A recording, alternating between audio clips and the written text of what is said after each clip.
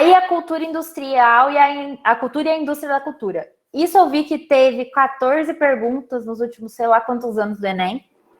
E eu lembro de ter pergunta disso. Então, eu achei importante colocar.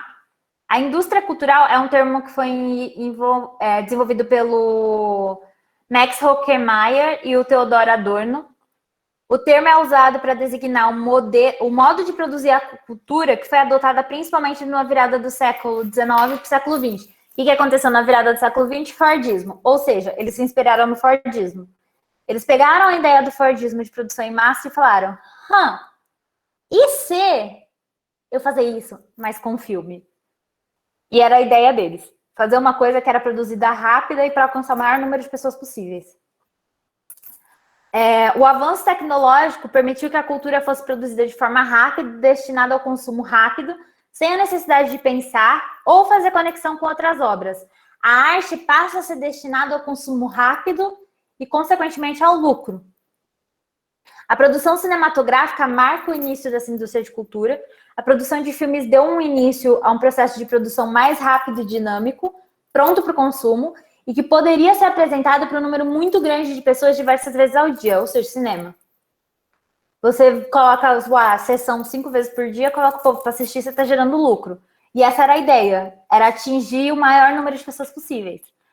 Além disso, a indústria do cinema foi responsável pela criação de um modelo de roteiro que agrada o maior número de espectadores possíveis. O padrão ainda se repete em boa parte dos filmes. Exemplo maravilhoso disso, aqueles filmes de Natal que tem todos o mesmo plot, mas a pessoa assiste porque é bonitinho. Todos têm o mesmo plot, você sabe o que vai acontecer, mas você está assistindo e você está, consequentemente, gerando lucro. Eles não pensaram para fazer aquilo. O objetivo deles é gerar lucro. É só esse o objetivo deles.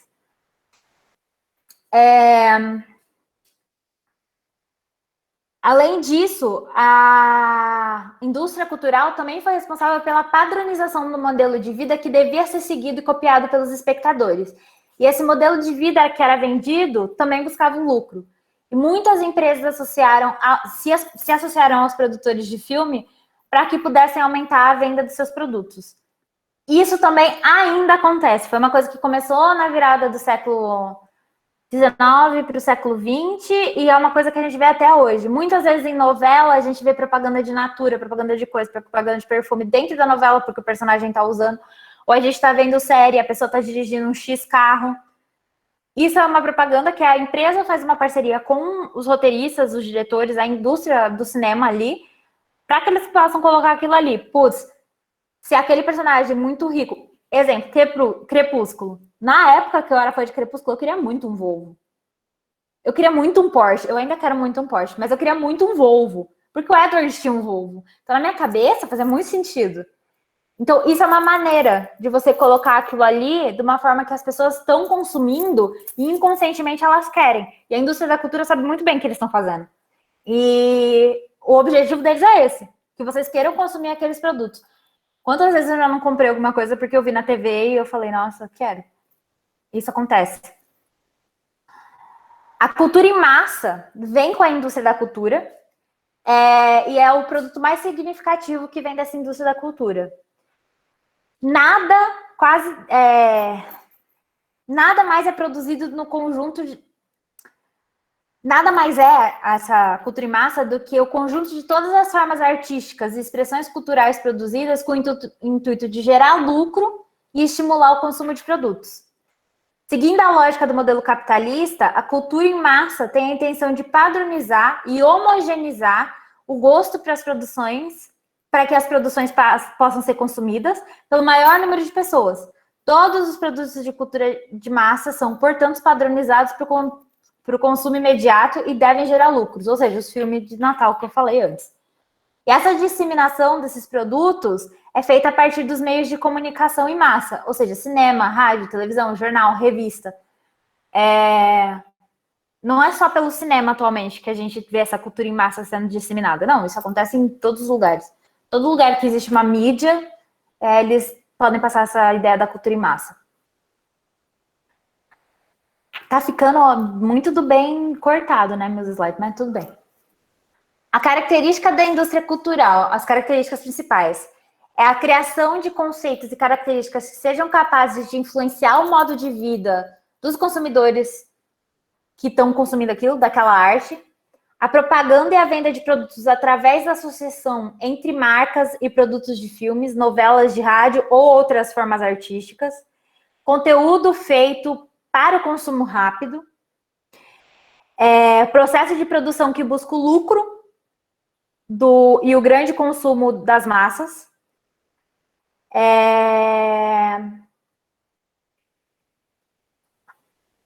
Aí tem essa influência marxista que vai afirmar que a economia funciona como impulsionadora da realidade social. Então, eles vão pegar isso do Marx e usar muito na indústria cultural, porque a economia vai funcionar como impulsionadora da realidade social. Se a economia reage daquela forma, então por que eu não uso aquele meio de mídia para eu influenciar aquela realidade social? Então, é essa a lógica.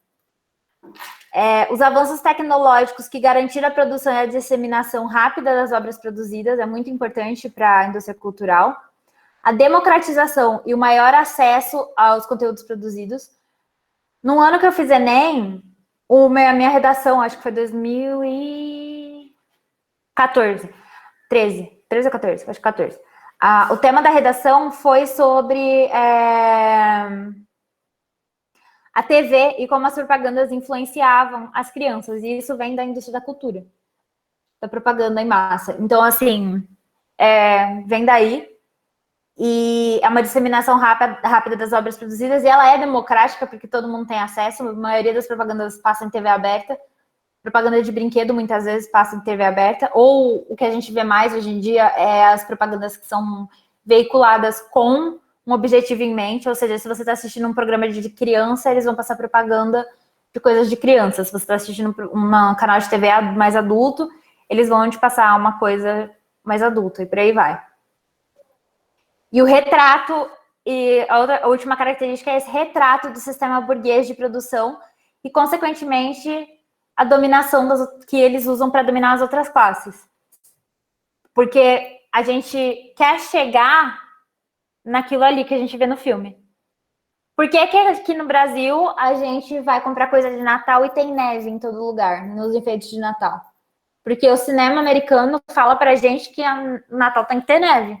Porque é o que acontece lá. Mas nosso Natal não tem neve. Nosso Natal é calor. Se fosse pra ver, tinha que ter um Papai Noel de shorts e bermuda embaixo de um coqueiro. E assim, a gente tem a imagem da neve porque aquilo foi vendido pra gente desde que nós éramos crianças. Então a gente tem aquela imagem na nossa cabeça muito bem fixada. E aquilo gera consumo. E isso vem dessa cultura em massa.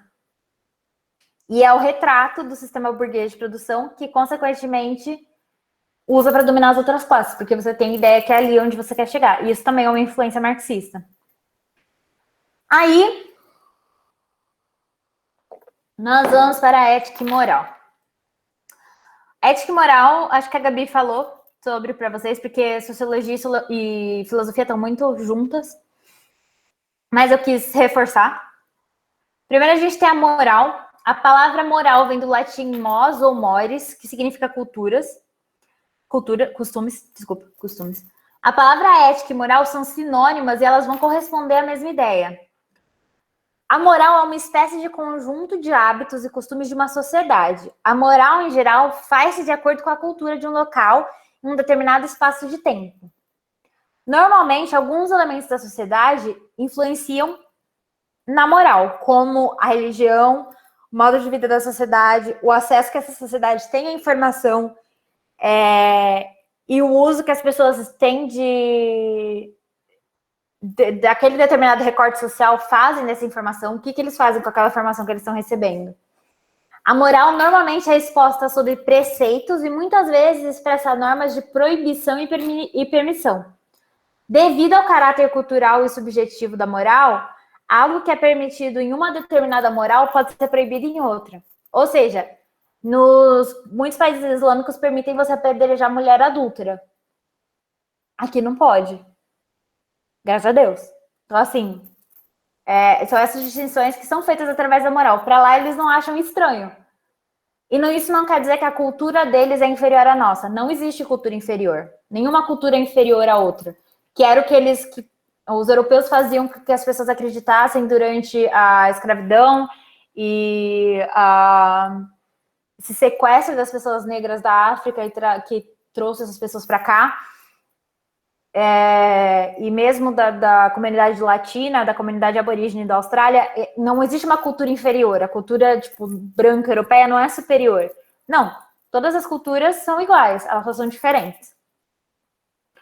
Como o comportamento moral é moldado social e culturalmente, ou seja, os tabus e as permissões morais, eles vão sendo modelados de acordo com o desenvolvimento social dos povos.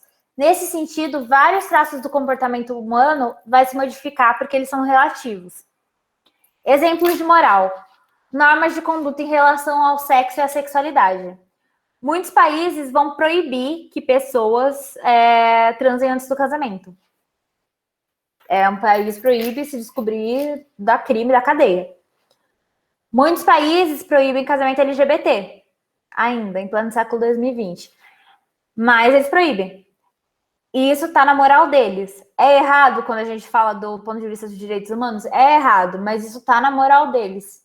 E eles estão no direito, vamos falar assim, de ter aquela moral. Mesmo que equivocada, vamos falar assim, no ponto de vista dos direitos humanos, ela vai se diferenciar da nossa. De novo, não existe uma cultura inferior. Existem comportamentos que podem ser mudados e alterados, que mudam de acordo com o tempo. Aqui no Brasil, mulher não podia votar no começo do século passado e agora vota. Então, assim, as morais evoluem. Não existe uma cultura inferior e uma cultura superior. Mas é importante, por isso que a gente lute, existam os movimentos sociais, essas coisas, para que essas morais possam ir evoluindo. Mas isso não quer dizer que uma cultura é inferior à outra. O tratamento da mulher, de novo, países islâmicos, mulher não pode dirigir, mulher não pode fazer muita coisa, mulher não pode estudar muitas vezes. O tratamento, a forma como eles tratam a mulher é diferente. Tipo, dependendo do país que você for, eles querem te comprar para casar com você. Isso acontece muito. E, assim, de novo, é da cultura deles, é cultural. A gente estranha, sim, mas é da cultura deles. E, novamente, é uma coisa que pode ser evoluída moralmente? Pode. Mas, apesar de ser errado do ponto de vista dos direitos humanos, não é uma coisa que faz a cultura deles inferior. A escolha pelo certo e pelo errado, ou pelo bem e pelo mal. Esse daqui eu li lá e eu quis colocar mais exemplos, porque eu acho que em relação a sexo e sexualidade, o tratamento da mulher é muito óbvio. Mas eu acho que a escolha pelo certo e pelo errado, e pelo bem e pelo mal, pode se confundir muito com a ética. Só que o Nietzsche fala, ele tenta desconstruir a imagem que a nossa sociedade tem dos valores morais, afirmando que essa visão tá entorpecida pela moral cristã. Tanto que Nietzsche falou aquela famosa frase do Nietzsche, Deus está morto. Segundo o filósofo, a gênese dos valores morais tem data certa de nascimento, apesar de parecerem algo que sempre foi dada ou sempre esteve aí. O filósofo também fala do peso da escolha por uma outra ação, que pode implicar o bem ou o mal, mas faz questão de deixar claro que esse peso moral, que é considerado correto hoje, nem sempre foi aceito ou valorizado pela sociedade. Ou seja, o que ele está querendo dizer? Que a escolha pelo certo e pelo errado, pelo bem e pelo mal, ela vai passar pela sua consciência, pela sua ética, vamos falar assim, eu vou explicar a ética melhor, mas você vai fazer uma decisão baseada na sua ética do que é certo e do que é errado, e do que é bom e do que é ruim. Só que o que acontece? A sua moral vai influenciar nessa decisão. Independentemente de você ter essa opinião individual, o ambiente no qual você está inserido vai influenciar a sua opinião. Por quê? Porque a sociedade que você está inserido molda o seu pensamento. Se você nasceu numa família muito religiosa, as chances são que você vai ser contra o aborto. Se você é de uma família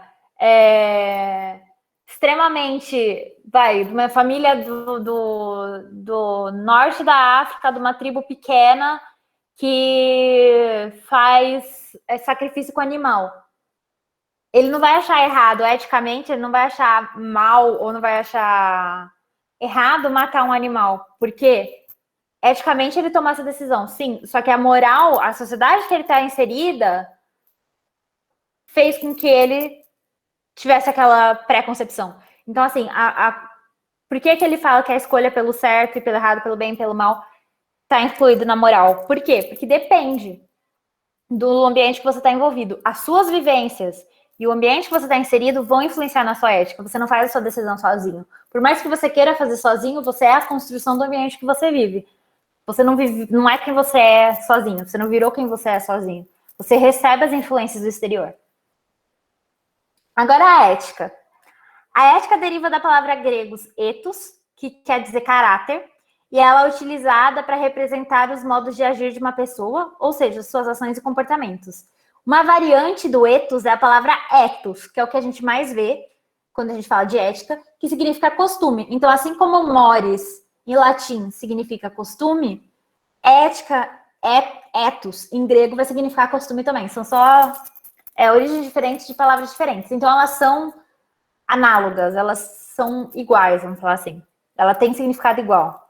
E pode ser aplicada a uma sociedade.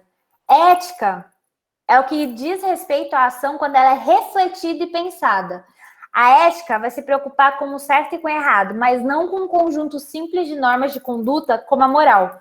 Ela promove um estilo de ação que procura refletir sobre o melhor modo de agir e não abale a vida em sociedade, e não desrespeite a individualidade dos outros. A ética, portanto, é a reflexão moral acerca da ação. Então, você vai usar aquela moral que você adquiriu, inserido naquela sociedade, e você vai fazer uma ação. Essa ação é a ética. Então, você precisa daquela moral que você recebeu da sua vida, das suas experiências, e você vai usar aquilo para chegar na sua decisão, que é pensada, que é refletida, que é a ética propriamente dito. A ética vai garantir as ações das pessoas à correção moral, sendo que muitas vezes uma ação moralmente ética pode não se adequar na moral de uma determinada sociedade. Foi o exemplo que eu dei. Uma religião que talvez sacrifique animais. É moralmente ético lá. Mas se você vir aqui para o Brasil e você quiser sacrificar animais, as pessoas vão olhar meio estranho para você. Então, assim, não existem essas determinadas sociedades na qual a moral daquela sociedade, aquela ação moralmente ética naquela sociedade não vai ser moralmente ética na outra sociedade. Exemplos de ética: respeitar as leis que sejam justas, procurar agir com justiça, não se apropriar indevidamente do que não é seu, não prejudicar os outros e respeitar o convívio social. Eu tinha um professor que eu odiava ele, mas ele dava um exemplo que era assim: uma criança vai mais cedo na padaria e ela compra pão. Aí o dono da padaria, que vê que a criança é inexperiente, deu o dinheiro todo para ele, vê que ele tinha que dar R$1 de troco, mas ele não devolve, porque a criança já está saindo pela porta. Em vez de ele chamar a criança de volta, ele fica com o troco. Mais tarde, o pai dessa criança vem e ele fala E o pai fala pro padeiro que a criança, o filho dele, estava aprendendo a comprar coisa sozinho. E que ele tinha ido mais cedo na padaria. E ele vê que o uniforme do pai dele é da vigilância sanitária. Então, na hora que ele vai devolver o troco pro pai da criança, ele devolve R$1 a mais. Ele agiu de forma ética? Não. Por quê? Porque ele fez pensando nele. Ele não fez pensando, isso é injusto, eu tenho que devolver o dinheiro certo. Eu fiz mais cedo com a criança e agora eu tenho que fazer... Eu tirei o dinheiro da criança, agora eu tenho que dar pro pai. Não. O que ele pensou foi, bom, o pai dele é da vigilância sanitária. Se ele descobre que eu tirei dinheiro do filho dele, ele vem aqui e pode fechar meu estabelecimento. Então, a ética é quando você busca ser justo, agir com justiça. Não é quando você está pensando em si mesmo. Se você está pensando em se auto-beneficiar e você faz algo, o seu motivo não é eticamente correto. Espero que dê para entender. É o exemplo que ele dava. Deu sim. Inclusive, adorei a anotação. Eu odiava ele. Nossa, ele foi a única matéria que eu fiquei de exame na faculdade inteira, por meio ponto. Eu nunca tinha uma nota tão baixa numa prova de sociologia na minha vida.